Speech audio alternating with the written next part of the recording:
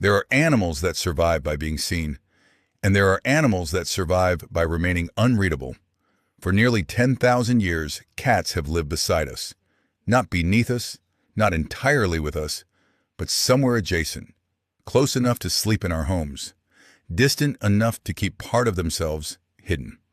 They learned our schedules, our footsteps, the exact sound of grief in a room.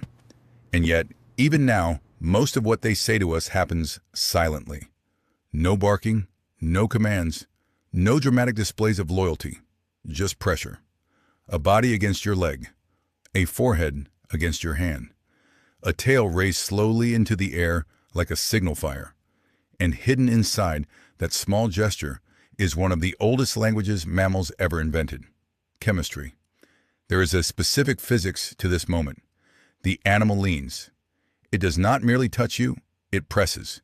It pushes its weight against your shins until you feel you might have to brace yourself against the wall.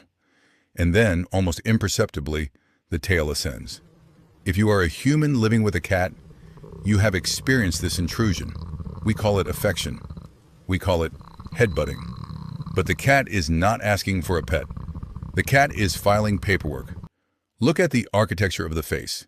The area between the cat's eyes and ears, the temporal region, is home to specialized clusters of sebaceous glands. These are not ordinary sweat glands. They are factories for a chemical language so complex that we are still learning to translate it.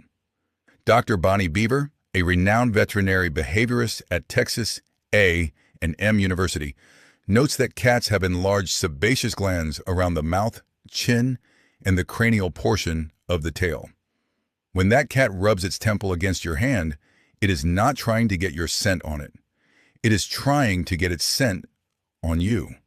This is technically known as bunting, a term borrowed from the behavior of ungulates, but perfected by Felis catus. When a cat bunts a protruding corner of a wall, it is a territorial marker. It says, "I am here." But when a cat bunts a human, the chemical formula changes. It says, "You are safe." In a 2024 study published in the Proceedings of the Fourth International Workshop on Vocal Interactivity, researchers Lund University observed that rubbing was one of the most frequent behaviors in positively judged cat-human interactions. It signals a soft gaze and familiarity. But why the tail? Why do they lift it so high, exposing a part of their anatomy we usually associate with vulnerability? Dr. Beaver's research explains that the perianal region, the base of the tail, is another hotbed of these scent glands.